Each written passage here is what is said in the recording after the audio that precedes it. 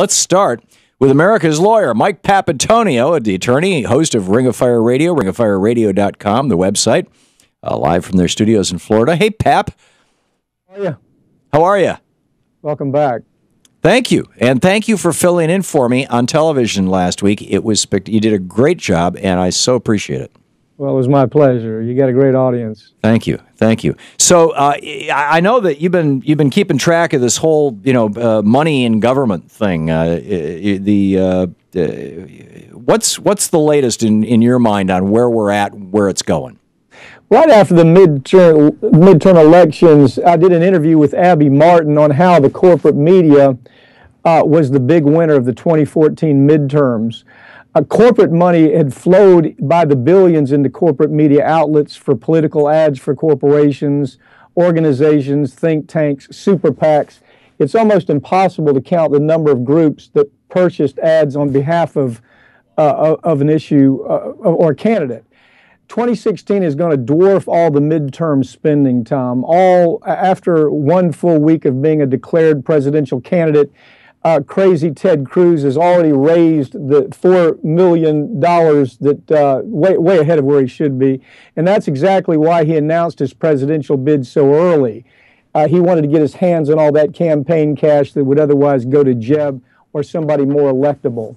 Yeah. All this dark money, this is what we have been looking at. This is what we are looking at. What can we do about it? Well, I mean, right now, what we have to do is we have to call attention to the fact that it's gotten so bad, Tom, that we don't even have our candidates, other than people like Bernie Sanders, that are going out and talking to the people. You have candidates like Hillary Clinton, all the other candidates really going directly to corporations. If you take a very close look at who they're talking to, they're not going out doing town hall meetings.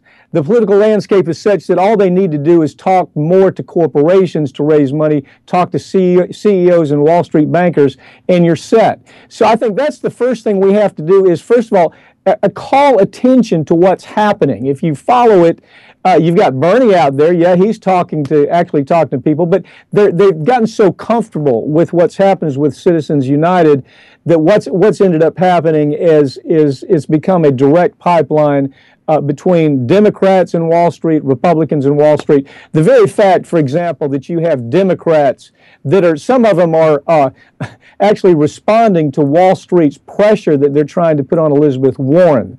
Elizabeth Warren, as you know, has been the voice that tells the story again and again how Wall Street is basically trouncing on democracy. Well, now you have it to where Democrats are actually responding to that kind of pressure that's coming from Wall Street, because the Democrats, just like the Republicans, understand that all they really have to do is show up on Wall Street. They don't have to go home and raise money with the constituents anymore. It's a direct relationship with Wall Street and with corporations. Yeah, which is a real mess. We've got Mary Jo White. Have you seen this campaign? No, I'm sorry, I haven't. Oh, this is hysterical. It's in Union Station when the metro stop right near our studios here. Right next door to Union Station is the Securities and Exchange Commission, and the woman who is the chairperson for that could, with a single sentence, basically, or a single executive order sort of thing, could require every publicly traded corporation in America to fully disclose all their lobbying and politicking activity. Mm-hmm. And there are all these posters all over Union Station right now saying, where is Mary Jo White? She could be our champion. Where is MaryJoWhite.com, I think, or where is MJW.com, the website. It's amazing. There's a real effort to wake some of this. Go ahead. Most people don't understand who Mary Jo White is. Mary Jo White is merely an extension of Wall Street, for God's sakes. I mean, if you take a look at her career has been making sure Wall Street makes as much money as possible. And it was really it was almost black humor when she was appointed to that position. But I suppose the media embraced her because she was a female, and every now and then she would say something that sounds a little bit progressive. But she's not. She's nothing more than an extension of Wall Street. And I always regret that media didn't tell the truth. It's like this Lynch woman who's getting ready to be still in the play for Department of Justice. She's just the same thing. But every time it's a female candidate, or it may be a candidate that doesn't fall into what we usually see in that position, oh, this is revolutionary, she's going to be great. Mary Jo White is horrible. And yet, at the same time, we saw in here my optimism. Sorry, the head of the FCC, the Federal Communications Commission, was Tom Walker. Is his name? Wheeler. Wheeler. Tom Wheeler. He was the head of the lobbying group. I mean, he was totally opposed to essentially net neutrality. He got 4 million phone calls essentially, or petitions, and he changed his tune. So it is possible. That's the story, though, isn't it? But the story is, we all knew that Tom Wheeler was simply an extension of industry. The only thing that changed Tom Wheeler was the social media. Yeah. And the only thing that'll change a woman like White is the same thing. But the truth is, it's again the media dropping the story, dropping their understanding of who these characters are. And you go back and look at Mary Jo White's background, this is a woman who would have given a pass to Madoff, for God's sake. She just is horrible in that position. But social media, as you point out, does have the capacity to change all that. And Tom Wheeler's a great example. Yeah, step by step. So what else is on your mind? What else is on your radar screen right now, Pat?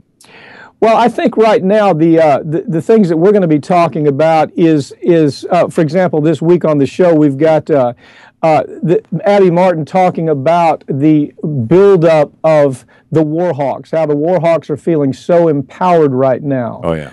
How the military-industrial complex have their people out front, people like Tom Cotton, that, again, the media is not telling the story. Why is Tom Cotton out there saying the things that he's saying? Well, it's because he's getting so much money from the arms industry. Right. McDonnell Douglas, Boeing, all of the arms industry is filling this guy's pocket. As a matter of fact, right after he made that statement, after he engaged in his last antics about Iran, within days he was giving speeches to roomfuls of lobbyists for the arms industry. But again, unless takes us back to money. Yes, unless that story's reported, Tom, nobody knows about it. They don't understand that not only is Tom Cotton an oddball in every regard. I mean, if you look at this guy's background, a real oddball, but he's owned by the industry that he's out there pimping for. Yeah. It's sad that media doesn't. And then last night he's about Indiana. Did you see that? Yeah. He said, at least they're not hanging gays. What? Yeah. What? Yeah. Mike Papantonio, host of Ring of Fire Radio, America's Attorney. RingofFireRadio.com is the website. Pap, always great to have you with us. Thank you. Thank you, Tom. Good talking. We'll be right back. 15 minutes past the hour. This is the Thom Hartmann Program. And Mike Papantonio's website, RingofFireRadio.com. You can listen to the show there, check out the podcasts, all kinds of great stuff.